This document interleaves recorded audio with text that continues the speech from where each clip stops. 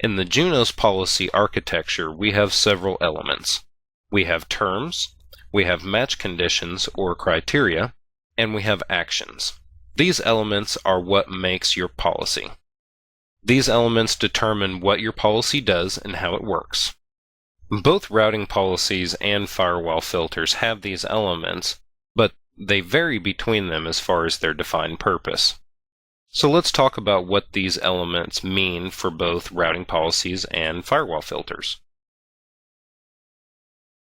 With routing policy, you can configure as many terms as you want.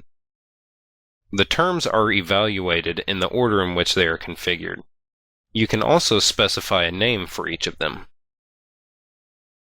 The term is a criteria by which the policy is evaluated, and when the criteria of the term is matched, an action is taken as defined. Once a term is matched in the routing policy, subsequent terms are not evaluated. In firewall filters, the term is much the same as in a routing policy. The terms are evaluated in the order in which they were configured. You can also specify a name for each of them. Evaluation of a firewall filter stops after a packet matches the criteria of the term and the specified action is taken. Once a packet matches a term, subsequent terms are not evaluated for the same filter. A routing policy's match condition is criteria that a route must match. You can specify match conditions in a routing policy that are based on properties of a route, source address and destination address. You can also specify more match conditions, but these require additional configuration. They are Autonomous System Path Expression, which is a combination of AS numbers and regular expressions, a community, which is a group of destinations that share a common property, a subroutine, which is a routing policy that is repeatedly called from other routing policies, a prefix, which is a named list of prefixes, and a route list, which is simply a list of destination prefixes. With a firewall filter, a match condition is criteria that a packet must match. The match condition has to match different fields in the packet header. The categories of match criteria are numeric value, like protocol numbers and ports, prefix values, like destination prefixes and source IP, and bit field values. Routing policy actions are the actions that are taken when all of the policy criteria are met. One of two things are generally going to happen when you get to this point. The route will either be accepted or rejected. When the route is accepted, the route goes into the routing table and the route is propagated. Then the policy ends. If the route is rejected, the route does not go into the routing table and the route does not get propagated. Then the policy also ends. There are a few additional actions that can be specified. You can also specify next term, which triggers the evaluation of the next term in the routing policy.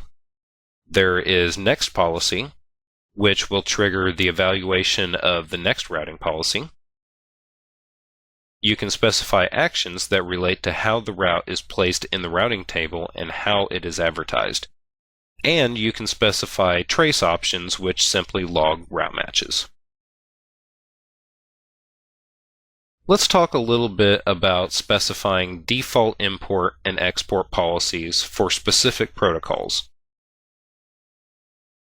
By default, all of the dynamic routing protocols accept import routes, as we mentioned before in Section 6. There are different routing tables that these import routes go into. The BGP routing table name is INET 6.0, which is different than many of the others. The OSPF, direct routes, static routes, and RIP routes go into the INET.0 routing table, and the MPLS import routes go into the INET.3 routing table. BGP's default export policy accepts and exports active BGP routes. The MPLS default export policy also accepts and exports active MPLS routes. The OSPF default export policy rejects everything.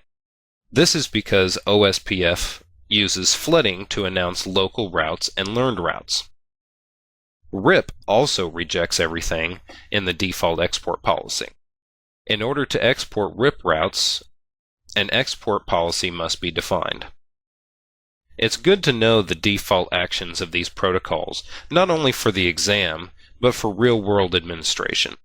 If you're working on a network that's running OSPF, and you get a BGP default route from your ISP, does the route automatically redistribute through OSPF?